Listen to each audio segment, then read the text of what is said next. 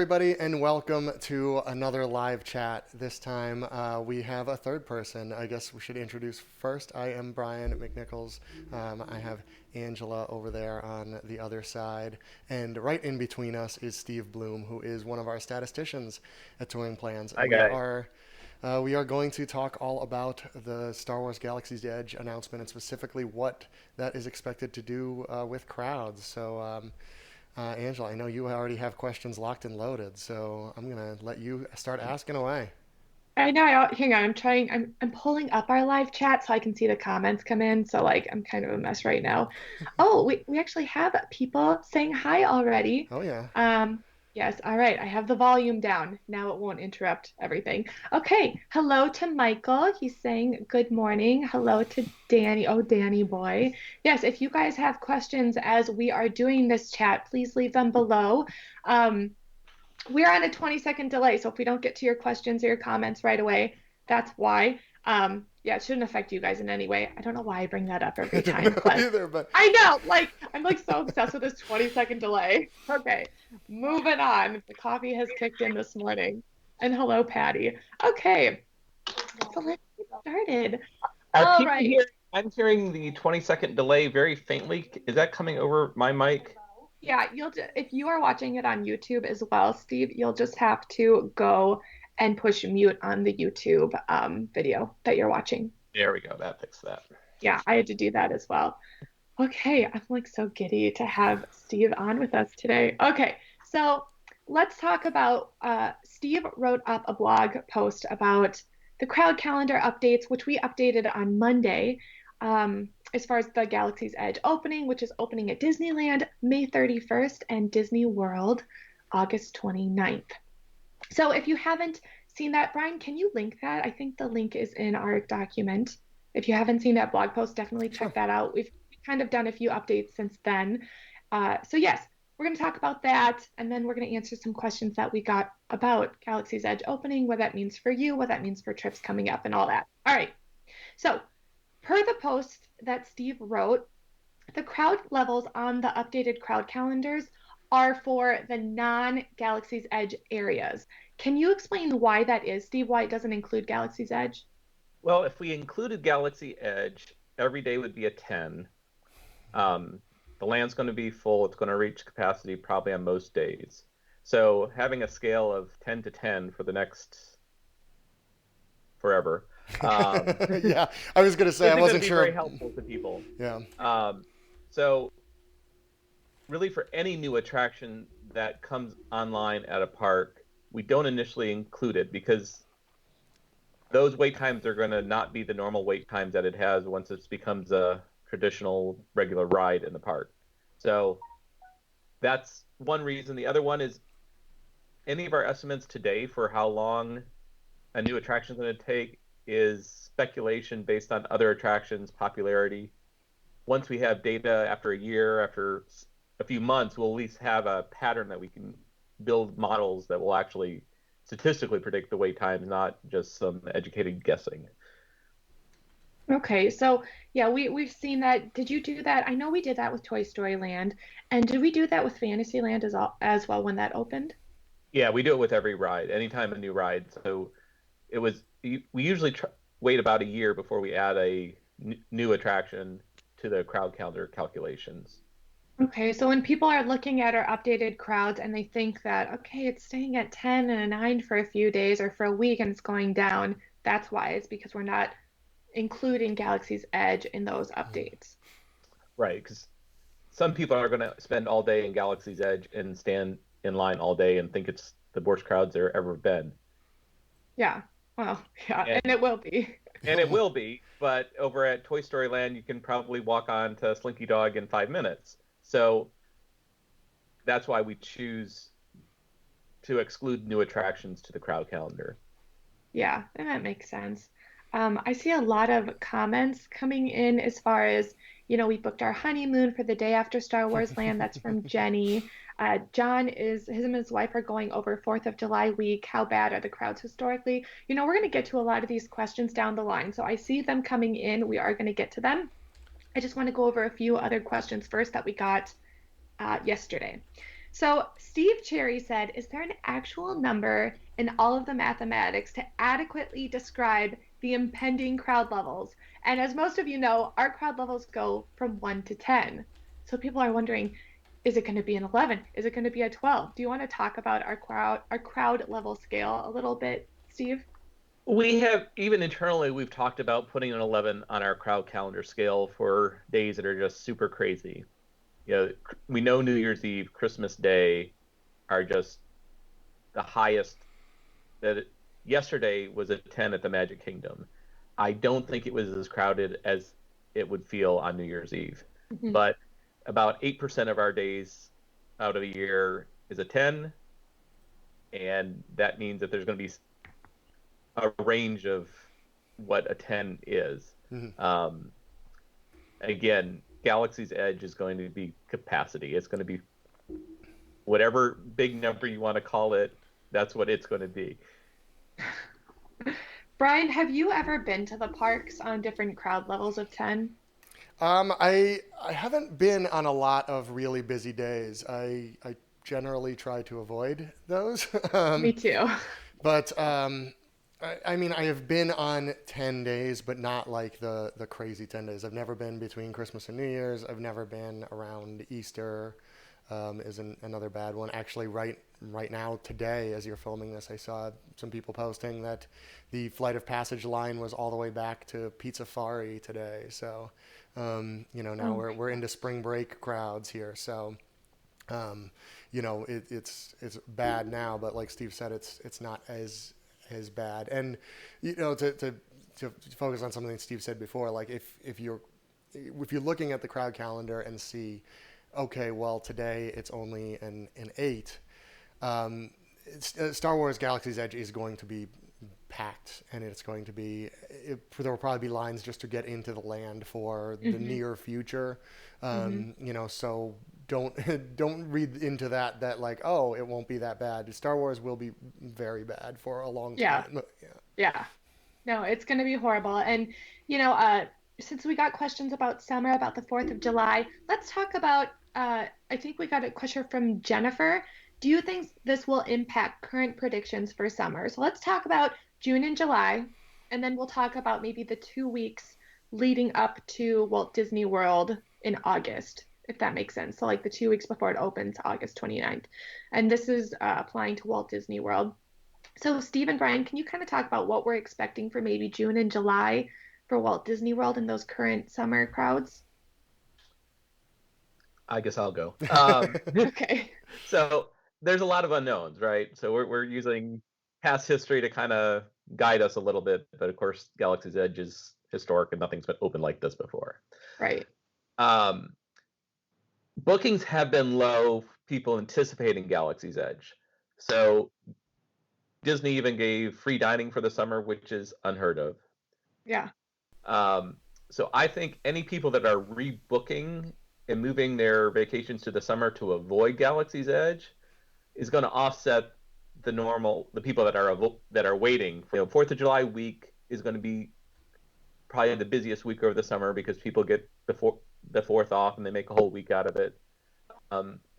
But we've seen a trend of people staying away over the summer. It's really hot in Florida in the summer. Yes. Yes. So it's definitely had an impact on crowds. So with their longer hours and the heat, it's spreading the crowds out during the summer. So I wouldn't worry that it's going to be crowded because people are avoiding Galaxy's Edge. Yeah, and I went last, I think it was like July 1st, and we went home on July 4th. It was really, really hot, but really the crowds weren't bad at all. They were very doable. We had a touring plan, and we walked onto rides like Haunted Mansion, Pirates, less than 5-minute waits. It's a Small World, less than 5-minute wait.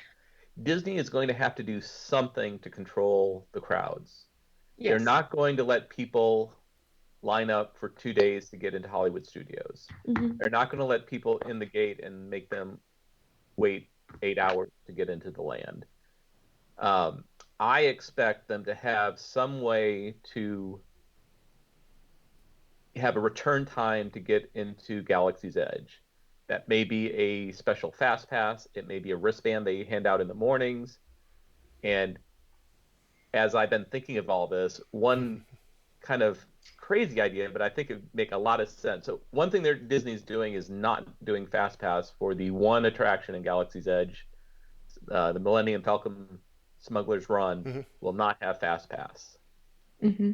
So what that will mean is the standby line will move faster because there's no Fast Pass people jumping ahead in line. Mm-hmm. Um, and what they did for Pandora in previews was they had 3-hour windows for annual pass holders.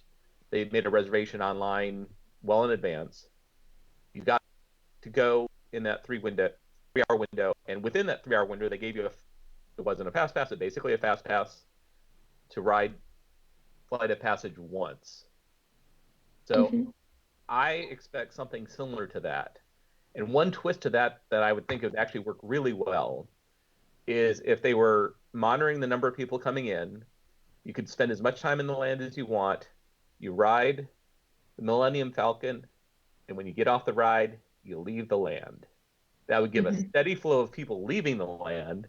So that means they could have a steady flow of people coming into the land. Yeah. Mm-hmm. Because right now at Disneyland, you're going to be able to make reservations, but not at Disney's Hollywood Studios. And so that's what you're kind of thinking is you think they're eventually going to add those? Yeah, and if you look into the details at Disneyland, their reservation system is only for the first 19 days. Mm-hmm. And in the fine print, they're guaranteeing people staying at a Disneyland hotel a reservation, but there hasn't been anything beyond. It doesn't say other people won't be able to get a reservation, but right now there's no. It's very vague how they're talking about this reservation. So reservations are not guaranteed. So I suspect that Disney will probably keep the number of reservations really low at the beginning of that window so they can operate the land and see how it goes. Mm-hmm. Yeah, it almost sounds like they're doing a scheduled soft opening as much as anything, where they're gonna this way they can really see what the impact of the crowds looks like at first before they just throw the gates open. And you might be right. They might the first May 31st and June 1st might be fairly low on the reservation scale, and then after maybe it will be hotel guests because there's only the 3 hotels, so it's not that many people relative to Brian, the rest you of the cut out. park. Are you still there? Yep, I am He's still frozen on my side too. Oh, okay. Well, I was going to ask this question. Oh, Brian, are you back? I think so. Yeah, my Okay. it keeps giving me warnings that my connection is weak, and I don't know why. I'm sure I'm going to just blame it on Skype. So Well, I see you. I have a question. I have a question going with that though for you, Brian. Do you think that these reservations, especially for the first 19 days, is kind of Disney's way of doing a controlled opening then? Like you kind of mentioned like a soft opening, but in a controlled way just to kind of see, I don't know, maybe work out the kinks and see how they can do this safely and efficiently. I mean, we'll know a lot more as it gets closer and we see how easy it is to get reservations. If they, I mean, they're gonna, no matter how many they put out, they're gonna be gone very quickly. But like Steve said, I wouldn't be shocked if it was only the 3 Disney hotels there that got reservations for the first day or two until they kind of could judge what it was going to be like. Especially because it's over a weekend then too, so it's Friday, Saturday, Sunday. Then maybe they would, and then starting like Monday, they could just kind of start letting everybody in, because presumably they'll allow all the hotel guests in, or to get a reservation no matter what. Because I know I would be very, very ticked off if I was paying all that money for the hotels there and then couldn't get into see Star Wars, But yeah, and I'm sure World will do something very similar. And they probably and honestly, they might wait and see how it goes in Disneyland. There's no rush. They could wait until June and then explain how it's going to work. But there's going to be something. There has to be. They can't have an instance where people are lining up outside Hollywood Studios overnight and things like that. They've already said they do not want that. So it's going to have to be something else. Well, and Steve, didn't I see in your blog post that at Disneyland annual pass holders have certain blackout dates through the summer, so that will filter some of the crowds for that? Yeah, so last year, so Disneyland has several different passports, is what they're called out there, that have different types of blackout dates. Obviously the cheaper ones have more restrictions. So before Dis, Disneyland and California Adventure had the same blackout dates. Starting last year, they've now shifted it so they're park independent. Mhm. So over the summer, Disneyland Park, where Galaxy Edge is blocked out all summer. So there'll be a lot of locals that won't have access to the park until the fall. Wow. When do those blackouts start? Do they start in June then, or? Yeah, they're blacked out for the Oh whole. wow. Yeah. Hmm. Now that Um, doesn't prevent them from buying a 1 day ticket to get in, Yeah. but right. Which if is they've already spent for a passport, then most right. people probably will wait. That's kind of a bummer that they'd have to spend more money when they already have a passport. But I That's mean, being a they're Disney fans. fan. Yeah. Exactly. Brian, this is a good one. I'm sorry I interrupted, but this is Yep. a good question that I want you to answer. Mandy said, I'm assuming Galaxy's Edge is opening before Railway. I Hmm. cannot say that correctly. Mickey and Minnie's Runaway Railway. Any speculation as to when that will open and if it's possible to avoid Star Wars chaos? Oh my gosh, my words. So you and I talked about this in the podcast that we recorded yesterday, and we have Yes. speculation on when it might open, but do you want to touch on that? Well, I don't think they've well, they haven't officially said anything. Disney hasn't. No. And I know we've asked, and we have gotten kind of a shrug and a wink. But we're working under the assumption right now that it will open a little bit before Galaxy's Edge. I'm sure they want it to open at least with Galaxy's Edge just to use as a little bit of crowd control as somewhere Mm-hmm. else so that people can go. The more rides and things that people can do there. I think that's why they're not shutting down like the Star Wars launch bay or anything like that. The Mm-hmm. more things in Hollywood studios that people can do while they wait for a return time or something like that, the better. Um, as we talked about on the podcast that hasn't come out yet, but we it does seem like Disney is very internally excited about Mickey and Minnie's Runaway Railway, and it does sound very neat. So I'm a little surprised they're not going to try to open it over the summer to kind of maybe give those people that are avoiding Star Wars something to be excited about, or just something Yeah. to do PR over. The only thing that makes me wonder why they're not is if it is just running behind. Mm-hmm. So right now we're working under the impression that it will be open, a week or 2 weeks or something before Galaxy's Edge, but that's mostly guesswork and what we know so far. Yeah, that will be a good way to kind of further spread out the crowds, I would imagine. But yeah, I think that'll be as sad as I am about the Great Movie Ride. I think the technology is going to be cool. My kids love the cartoons. I think it'll be a fun one. All right. Um, well, I'll get to this comment because we need to talk about it anyway. Do we know when Rise of the Resistance will open? Because if you don't know, Galaxy's Edge is opening in two phases. The first one being Millennium Falcon Smuggler's Run, that's the first ride, and then phase two will come later with Rise of the Resistance. Steve, what do we know about that? I think it's just speculation at this point. We really don't know. It is. I don't even know if it's speculation. They have just said later this year. That's the official word from Disney. Hmm. My cynical side says they're going to wait till January until and milk this first phase opening as much as they can, do the crazy holiday crowds, and then when we have the lull before spring break, Hmm. have a second grand opening of Star Wars Land, and the chaos can start again. Yeah. Um, Well, here but we have an opinion from Fred Hazelton, is our other statistician, who thinks it will not be that far behind the other ride.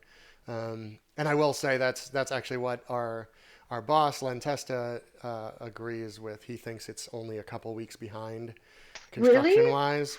Ah. Um, and Disneyland, I can definitely see that. I could see them wanting to open it like midsummer, and use those extra crowds and just kind of keep that momentum going. World, I can definitely I can see it both ways. I can see them wanting to open it before like Thanksgiving, to as another way to keep the crowds doing something else. I mean, that's going to be the one that probably has the 4 and 5 hour lines. That's a lot of people it's eating up at one time.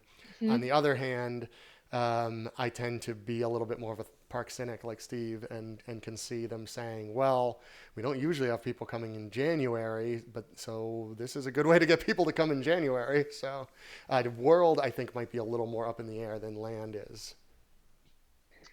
So I don't know. It's either a month after or January. I guess stay tuned. I'm excited for that. I was looking at the details of that attraction last night, and it's going to be cool.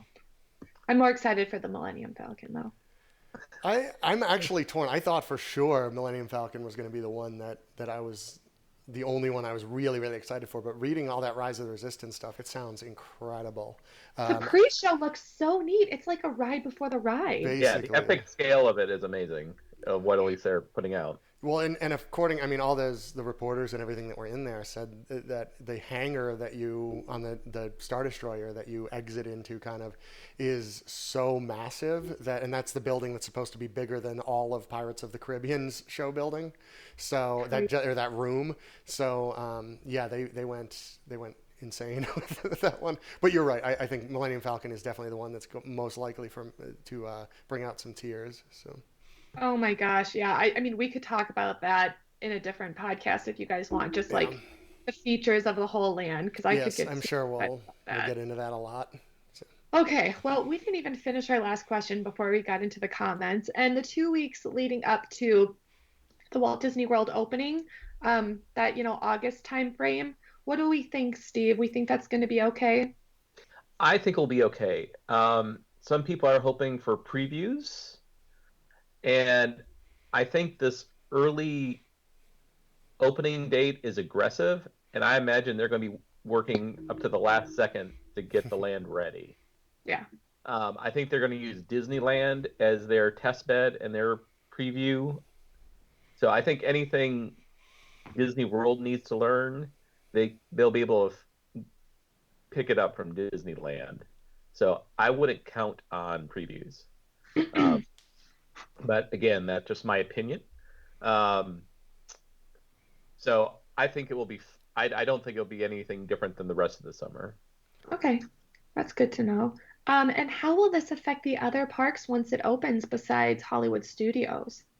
So it will increase attendance. So fall being quiet and a great time to go will be not quite as quiet and not quite as a great time to go. Oh, but it will best time. But it will still be over the next year. It's probably not going to be the worst we're going to see. So for our models, we're assuming that Magic Kingdom and Epcot, which can handle crowds better, will have about a 10% increase in wait times.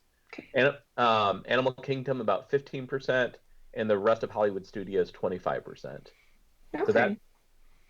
So mathematically, that's how what the assumptions we're making that we put in the models to adjust the crowd levels.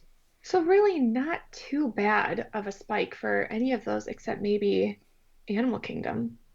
Yeah, Animal Kingdom just has less attractions. It's going to attract the same sci-fi fans. If they haven't seen Pandora, they're definitely going to want to do that when they're there. So, and lately we've seen higher wait times at Animal Kingdom that have not really been explained. So we're expecting that to kind of continue. Okay, yeah, we actually had a question about that. Is that Animal Kingdom predictions have gone up specifically in the fall, like that kind of late August, September time, and part of that's unexplained, but also could that be because of the 25% spike that we're predicting? Yeah. So the increase in the Animal Kingdom crowds and Magic Kingdom, I mean, are all due to Galaxy Edge opening. Okay, Brian. Ooh, where is it? Yeah, I know exactly which one you're going. Okay. Shannon here asks if we will have plan to do any rope drop videos for either Disneyland or Walt Disney World Galaxy's Edge Open. The answer is yes, both. I am actually going to Disneyland for the Galaxy's Edge Open at the end of May, and Angela will be at Disney World at the end of August, and along with some other Touring Plans people will also be at both. But yeah, we will cover as much video as absolutely possible. The actual rope drop videos won't be as useful those first Yeah. couple days because it will be a mess, and like we said earlier, there's going to be some sort of reservation system anyway. But we do plan to go back to Disney World over, at least once over the fall to kind of see how the crowds are doing once everything. I know I would like to go to Disney World after Rise of the Resistance opens and do kind of a follow up and see how the crowds are dealing with the land once it normalizes a little bit. So yes, we will have plenty of coverage about that. And I saw somebody, Sean here, says he wants me to dress up like Han when I go, which I'll have to start vest shopping, I suppose. That was the first question I was going to ask. I definitely, if you guys think that Brian should dress like Han Solo, if you can like this, yeah, there's a like button, like this. And if we get like 100 likes on this live stream, Brian, you should do it. I certainly can, yeah. Just the everything Han Solo except my TouringPlans shirt underneath instead of the white shirt, something like that, And or better yet, we'll make. I know Len Testa will be, I believe, at both openings. So we'll see if we can talk him into dressing up like Han, and I'll dress like Chewie. How about this? If we get 200 likes, maybe You're just throwing numbers out now. Yeah. Yeah, there we go. If we get 200 likes, maybe Len will dress as Han, and will it be too hot for you to dress like Chewie? We'll work on that. I got All a right. Chewie shirt. So when we've gone, my son's had a T-shirt that's a Solo shirt, and I've been Chewie. Nice. We need to work on this because aren't you going, Steve? Are you going? I believe I'll be there on the 30th, and then my kids' fall break is the end of September. I plan on going for the opening as well as September. I live in Atlanta, so I can drive down there. Oh, we should totally cosplay. Oh, and the likes are coming in, so the people want it. They want us to dress up. Well, there are rules, you know. No blasters. We can't bring those. No, and I wouldn't be, well, and see, I might get in trouble because I do run into TouringPlans fans and our YouTube viewers in the parks, and I will occasionally get asked for pictures, and if Disney sees me dressed as Han Solo taking pictures, I'm going to get asked to leave. So it could be an issue, but we'll work it out. Yeah, we'll figure that out. Keep the likes coming. We'll figure out. We'll fine tune it. All right. So, where's my next question? How do you think that, this is from Jenny, how do you think the Galaxy's Edge crowds will affect food and wine at Epcot, specifically since it's opening weekend for both? That is like huge, and it's Labor Day weekend. Wow, it's a lot. So food and wine opening weekend is crazy, so expect it to be crazy. Yeah. I don't know if there'll be a huge overlap. I think locals will probably flock to food and wine like they normally do. And then the Star Wars fans will flock to Hollywood Studios. Yeah. So, I mean, first week's already busy, so it's going to be busy. Yeah. So, Yeah. we typically tell people to stay away from food and wine over the weekend just because of locals that attend. Yeah. Yeah, especially the evening, Friday and Saturday evenings tend to get very crowded and a little rowdy for Disney World. So I don't imagine that changing in any way. Like you said, it tends to be a locals event as much as anything. So I could see just all the locals going over there because they're not going to Hollywood Studios. So Right. And it kind of seems like the people who are coming for Galaxy's Edge are just going to go to Galaxy's Edge. They're not really going to be focused on food and wine. So, Yeah, I mean, like you said, the locals are going to do that. yeah, I am curious about how exactly it's gonna shake out because with it only being phase one of the opening without Rise of the Resistance, I wonder if there are people that have been eyeing going that will wait.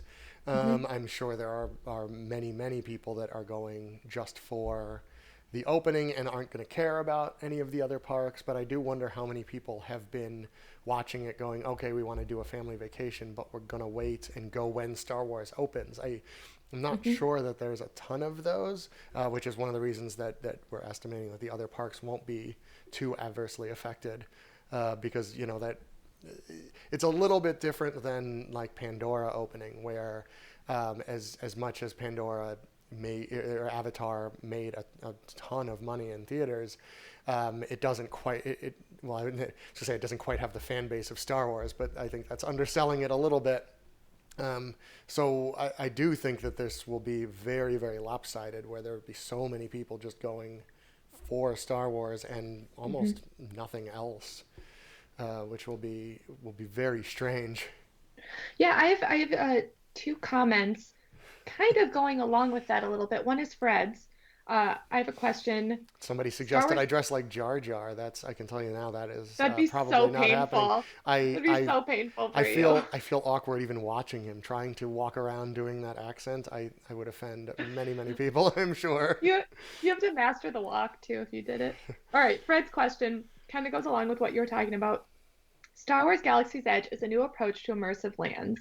What advice does Brian have for making the most of the interactive experiences? I want to get the most Star Wars. Oh, why'd you have to write this? Star Wars this out of it. Thanks, Fred.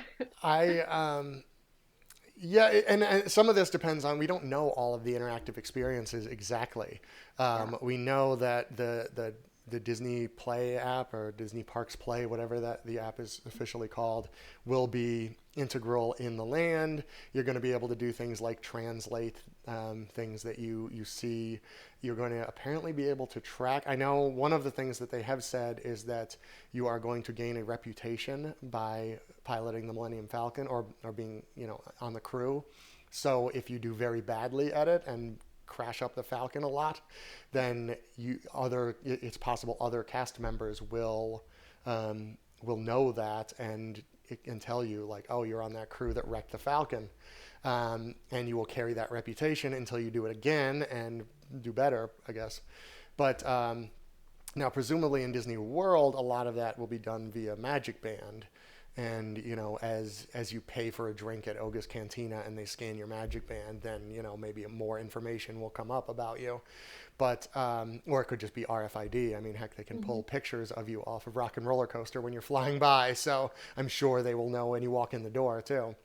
But Disneyland doesn't have magic bands, so I don't know how that's going to work there. And what I've heard is that a lot of it will be kind of app based, but I don't know how that's going to work. I imagine for now I would say we just kind of have to wait and see what else is going to be in there. But it sounds like this is going to be one of those lands like Diagon Alley, say, where I was just gonna ask. just paying a ton of attention to everything around you is Hmm. what's going to be the most useful. If you are a big Star Wars fan, I think there are just going to be a million references to everything all over the land. And apparently they really want people using this app on their phone to find out, like, find hidden messages. What did I read somewhere?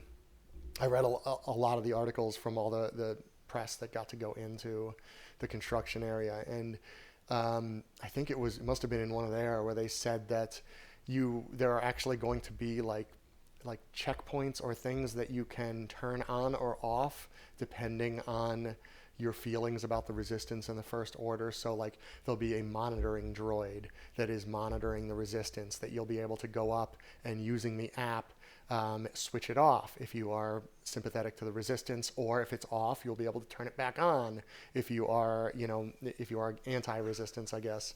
It sounds like they're just going to do a lot of that stuff. So which is going to be crazy. And I also a lot of that stuff I have a feeling will not quite be ready for opening day. So Yeah. I think we'll have a lot of time to suss all that out. But I think it kind of depends on how you feel, like how you grew up enjoying Star Wars, whether it be the films.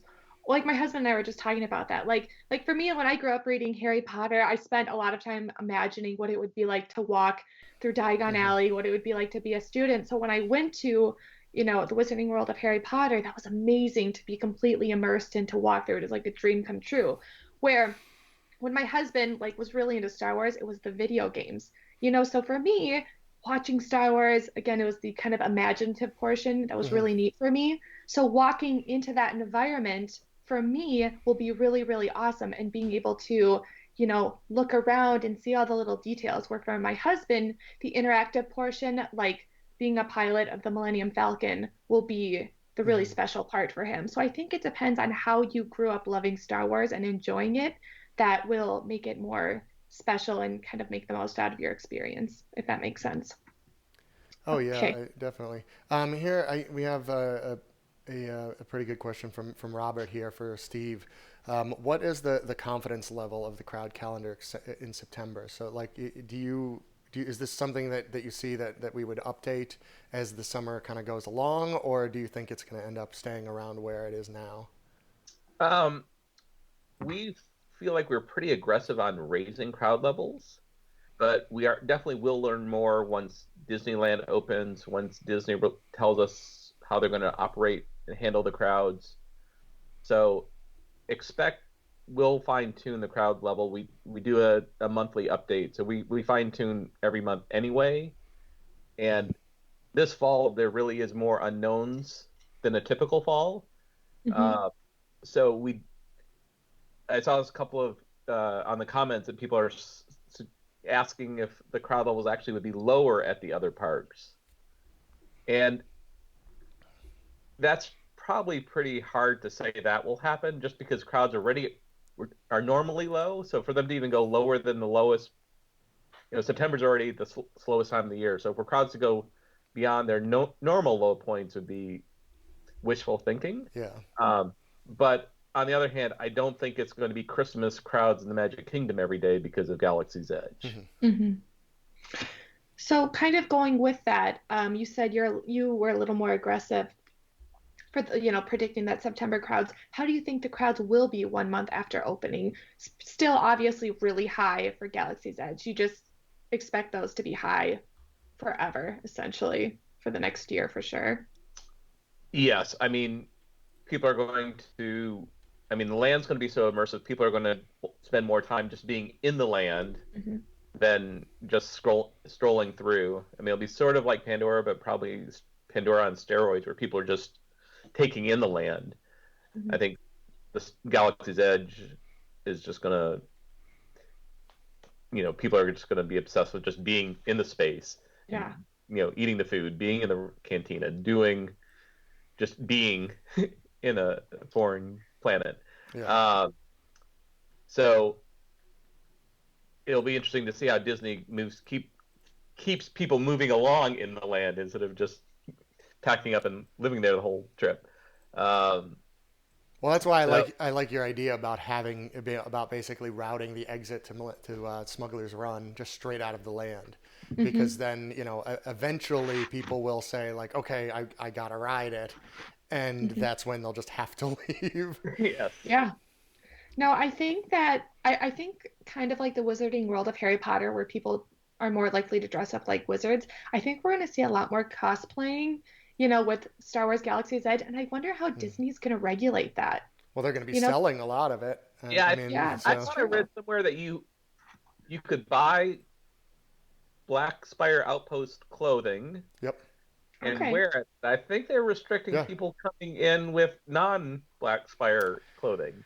I don't really remember seeing that. I mean, normally I think you're basically allowed to. I mean, if you showed up wearing a Jedi robe now, I'm not exactly sure what they would do.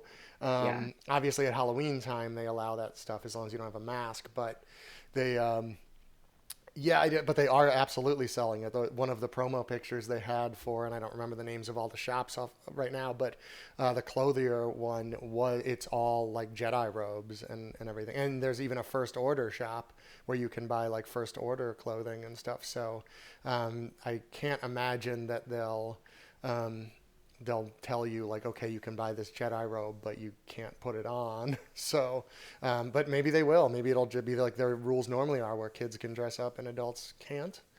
Um, so we'll see. Because one of the other questions I know on Len and Jim's podcast, the Disney Dish with Jim Hill, One of their questions too was about the lightsaber building at Savi's workshop, Yeah. because presumably they are not going to let you just carry around a full lightsaber with blade attached all Hmm. day, and there would be nowhere to put it on the rides really. Right. So with that, I actually bought. I'm not in my office right now, but I have a sword that I bought at the China Pavilion years ago, hanging on my wall. And with that, I could buy it, but they had to ship it to my house. I couldn't even. They wouldn't even ship it back to the hotel.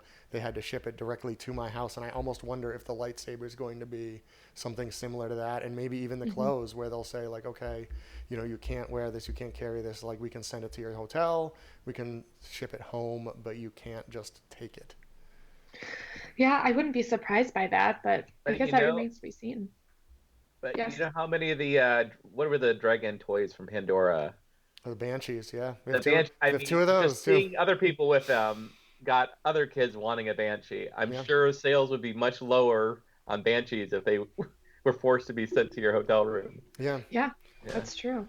Um, how do you think this will affect holiday crowds? They're not going They'll to be go high. down. Yeah, they're not going down. Yeah, another Uh, example of like it being a probably 12 or 13 Yeah, crowd level. I mean, I would expect maybe. I think Magic Kingdom is basically the only park that has capacity closures right now, and I wouldn't be shocked if Hollywood Studios made it to that list around Christmas time this year. yeah. Uh, And one thing that you know, you were talking about going on New Year's Eve. The first year I worked for Touring Plans was the year Len got Oh, the Bay Lake Tower the Bay suite, Lake yeah, Tower suite. Um, and he's like, "Yeah, sure, come on down." So the backstory on that is Len said New Year's Eve was great. The worst thing was getting out of the park. The only way to ever do it again is if I stayed at Bay Lake Tower. So the following year, he made reservations for a three-bedroom the villa. yeah At the Grand Villa at Bay Lake, the, yeah. yeah. oh my Um, gosh. so anybody that knew Len Testa was there sleeping on the floor. Luckily, my family had a little loft. We had our own corner. Um, I was not there. I was working for Touring Plans, but I yeah, didn't that go. was, and you really have to go with a different mindset when you're in the park. You're not going to be able to ride everything. Mhm. You're just kind of there to be in the moment of the chaos that's the Magic Kingdom. Um, I wouldn't want to spend 4 hours of New Year's Eve standing in line for Space Mountain. So we rode a lot of things in the morning because New Year's Eve day is pretty quiet until the evening. But by dinner time, we didn't ride anything. I mean, we walked Hmm. around, saw the crowds, but it certainly wasn't worth trying to ride something. And that's kind of the advice I've been giving people that want to go see Galaxy's Edge, especially in the first month or two, is just kind of do this. It's the same thing. Like, go assuming like, okay, if you want to see Galaxy's Edge, take one day and say, okay, Mhm. today we are seeing Galaxy's Edge, and just assume it will take all day, and a Yep. lot of that will be waiting in line and in crowds. And just if you are going into it thinking, okay, we'll go to Galaxy's Edge in the morning, and then we'll go to the Magic Kingdom, like just if you get to do something else afterwards, great bonus. But yeah, and I see here um, Extreme Skins here asked if Disney will allow people to get there super early or camp out. We talked a little bit about how they haven't said anything operationally, but they can't, because people will camp out all night, and as Angela will find out, because she doesn't quite know this yet, but the reason she's going is because she's got to test out how early to get there, and be filming the That's whole time. why. So, That's because why you picked Disneyland and sent me to Oh, because Disneyland. Disneyland's gonna be worse. Don't worry. because Len didn't want to People in do it. California are crazy. Len didn't want to get up at go out at midnight and camp outside of Hollywood Studios. So he said Angela could go then. So I look more tired than I do now. Dang. well, All right. Disneyland will normally be worse, except for these mysterious reservations. That Yeah. so I don't know, but yeah, there is every chance that I will be out there at like 2 in the morning waiting to get in. So we'll see. Good. So All right. me and Guy Selga, as Guy rolls up at like 10 a.m. and just Yeah. jumps in line with me. Save it No, our spot. he will. And you'll like have your coffee in your little Hedwig cup. You'll be like, nice of you to show up. Mhm. He'll be like all ready to I, go. a couple people have asked about early morning magic or after hours Yes. events. So I was gonna Um, and they don't right now. Right now, the early morning magics at Toy Story Land go up to August 28th, which I'm sure is no accident why they stop right there. Now they don't have anything for September for any park right now, so I don't think we've just gotten there yet. I I still wouldn't actually be super surprised if they kept doing the Toy Story Land early morning magics. It's just extra money for Disney. Like, why do they care? I think eventually there will be events to get into Galaxy's Edge, either early morning or after hours or both, and they will be 3 or 4 times more expensive than all of the other ones, and they will sell out instantly every time. But I do not see them doing any sort of Star Wars events right off the bat. I think they are just very concerned about how crowds are going to react normally. But any dollar they can get off of us, I'm sure they will go for it in And that's time. why I think they'll start on the second week Star Wars is open. And that's They'll that's they'll take very their money possible. and go in there I mean, early. I wouldn't be shocked if they just said like, okay, September 1st is the first early morning event. Um, especially after Disneyland. If Disneyland goes relatively okay, I could see them almost immediately just saying like, okay, you can get in the park at 6 a.m. and pay $1,000 for it, and it will be sold out in minutes. Oh yeah, people are gonna do it because the alternative is like what 540-minute waits. So why not? We did get a question um, asking why we're not talking about more crowd calendar questions and focusing on Galaxy's Edge. We did promote this as a Galaxy's Edge crowd calendar discussion, and it is below in the description box. We will do another crowd calendar Hmm. stream down the line, but I just wanted to bring that up. We'll have to make So Fred do that one so Steve can yeah. lurk in the comments the whole time. Exactly. It is super nice having our two stats people both coming in on the discussion. You guys are the best. It's really nice having you here. And Okay. actually, Disney for Adults here points something out too about the costuming. Or about cosplaying, I guess, that they've specifically said with the Star Wars hotels that they want it to be like fully interactive and people like dressing up and everything, and those people will presumably be going into the land like that. So it does seem maybe they will have more like Halloween party restrictions for costuming rather than no Kylo Rens with mask, but if you want to go Kylo Ren with the flowy hair and stuff, then you can go ahead and do that. So. No, that's a good point. And speaking of the Halloween party, we are getting a lot of questions about that as far as if we think it's going to sell out faster, what the crowds will be like because of all this. Steve, what do you think? I was gonna let Brian take that. Um, Okay. I, I I don't really think those early Halloween parties in late August and September and everything. They just don't really sell out. I mean, if anything, they sell out the day of. So could they sell out a couple days in advance? Maybe, but I don't think if you're not sure what party you want to go to yet, I don't think it's a problem to wait until August or something to buy. The only party that really sells out in advance is the Halloween, the actual party on Halloween, which has sold out in I think August 3rd is the earliest that's sold out before. So if you want to go to that one, you should always buy that one in advance anyway. For the others, if you know when you're going, it sure doesn't hurt to buy it in advance. They could be a little bit busier, but I don't think it's going to be so busy that they're going to sell out weeks in advance or anything like that. Yeah. yeah, I think the people that are making a special trip to experience Galaxy Edge is really their focus, and Mm-hmm. Hmm. anything else they get to do will be a bonus. Um, Yeah. so that's Yeah. kind of the way I think that now people are doing their annual trip and making a week out of it. Yeah, then they may choose to go in September instead of July, and then can do a Halloween party and stuff like that. But I think a lot of the increase in attendance is going to be the people that are taking extra time off of work, getting out of school because of Mm-hmm. Galaxy's Edge. Yeah. Yeah. Now I imagine there will be a lot more Star Wars costumes at Halloween this year. There Yeah. won't not quite as many Incredibles families, more Star Wars families is my guess. Yeah. So Yeah. No, I get that. John said, what about VIP tours going into Galaxy's Edge? And then someone else says, Hollywood Studios already has a Star Wars tour in place, which I did know. So I'm thinking yes. What do we know about that? Do we know anything?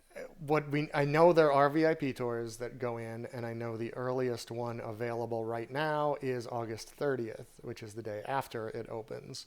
They have not said apparently even like Club 33 and people who run the VIP tours were a little surprised at how early Galaxy's Edge is supposed to open. So they really just don't have any of that stuff set up yet. If it's available, I'm sure they will gladly take anyone who wants to pay VIP prices in Mhm. there. But I just don't know. I don't think they know yet. So And I would be surprised. We should actually look at it. See if we could make a the Star Wars tour that's currently available after Galaxy's Edge opens. I'm sure if there is a Star Wars tour, it's going to have to change, Mm-hmm. For and mhm. sure. and the price will have to be increased because people will pay it. Yeah. Um, so yeah, I mean, there's a lot of unknowns still that maybe D23 will find out some of that. Certainly, once Disneyland opens, we'll learn some more, and then So one thing that a lot of people have asked, and I know we've gotten emails and everything about it too, is there's quite a few people that have scheduled their trips for those first couple weeks of September Hmm. because traditionally that is one of the least crowded times, and now are wondering whether they should bump that up to say late August or something like that. Steve, what is your opinion on that? if they are going for lower crowds and they definitely don't want to experience any of Galaxy's Edge, it wouldn't be a bad idea to move their trip. Um, maybe May or during the summer. Um, it will be a less chaotic trip. Um, but again, I don't think it is traditionally a slow time, so the extra attendance still is going to be moderate at the other parks. So if you're Hmm. willing to avoid Hollywood Studios or just be prepared for what Hollywood Studios is going to be like, I think the rest of the parks would be fine.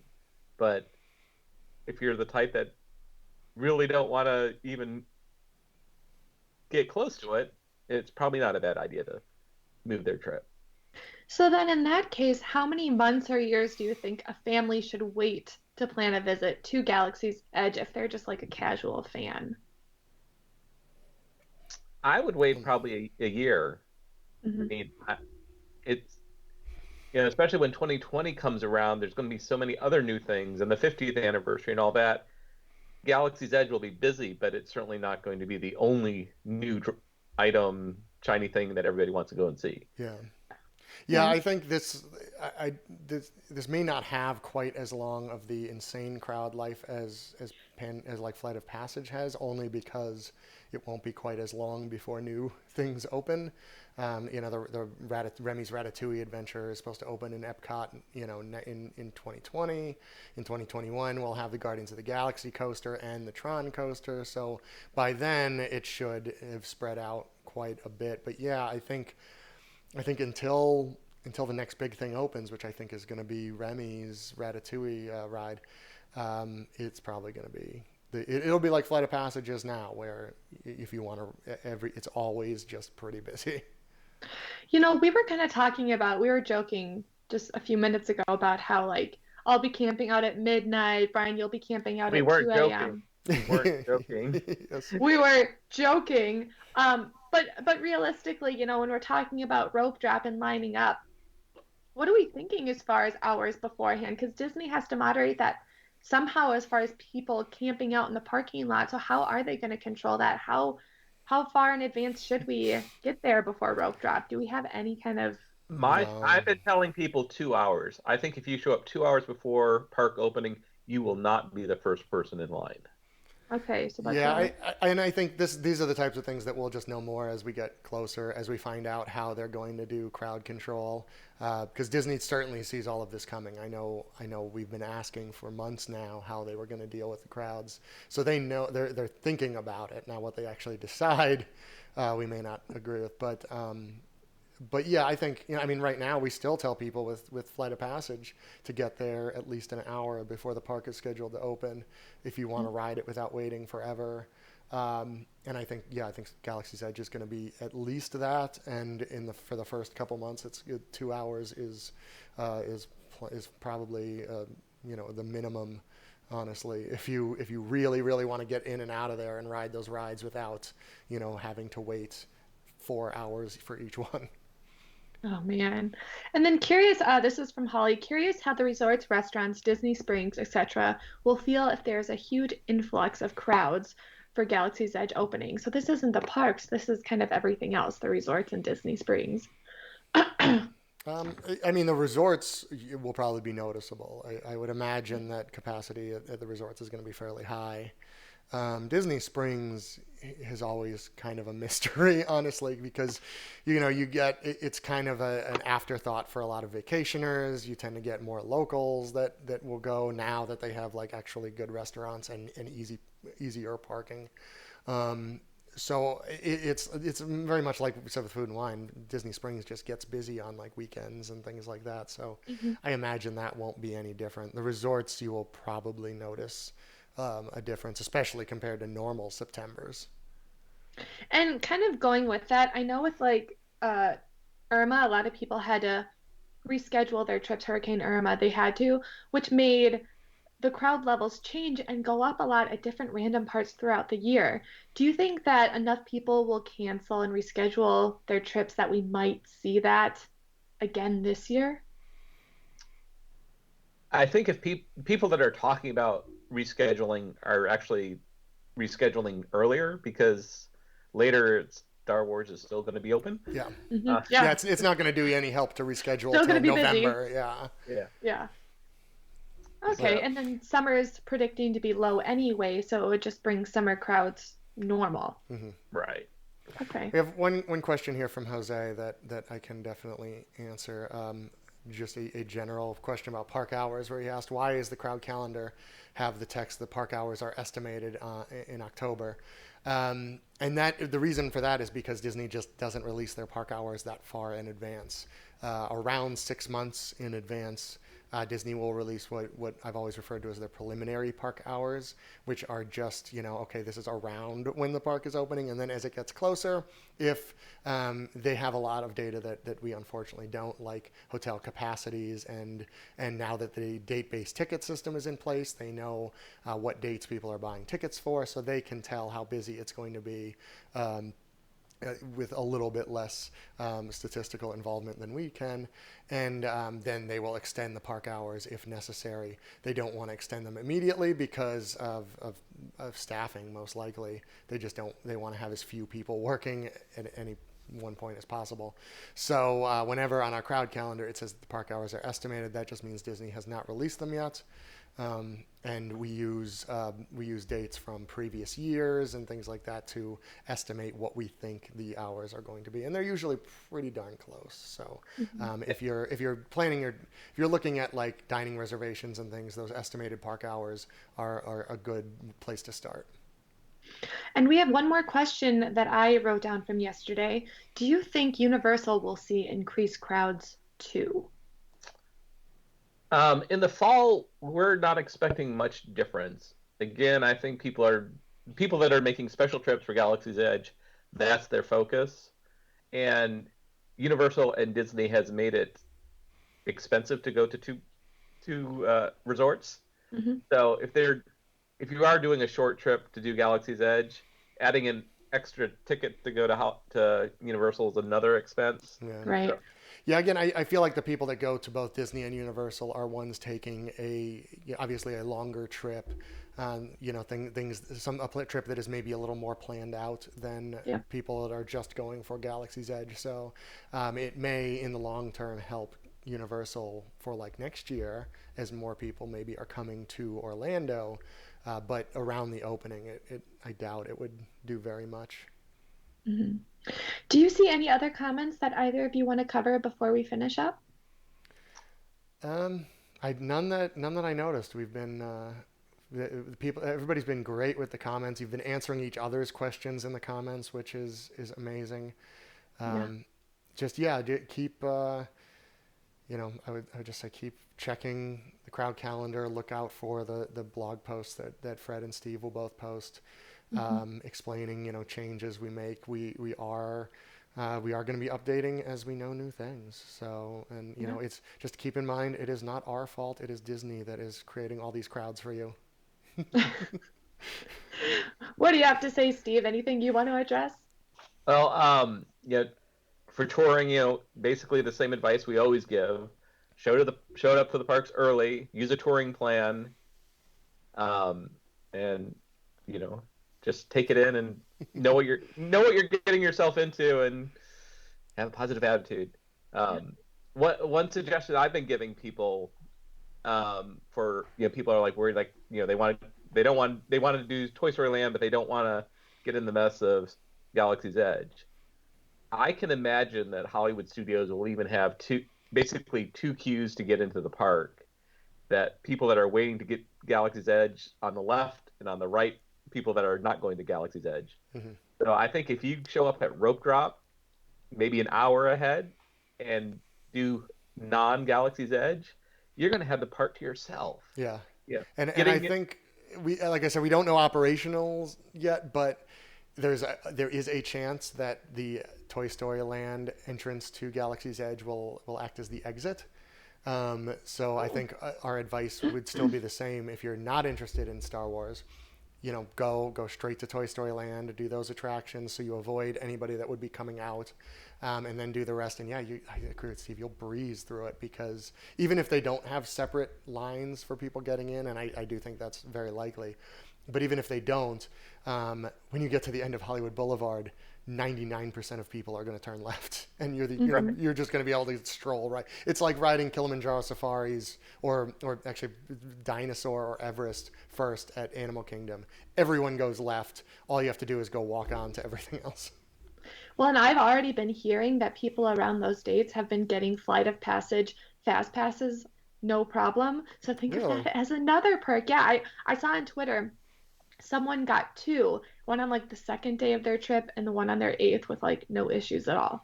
So who knows? That could bode well for the future with that opening. So, another perk. But yeah, that's all we have for today. Thank you so much for joining us. Steve, thank you for joining us. We love having you. And we'll see you on the next stream. Bye, everyone. Right. Bye, guys. do.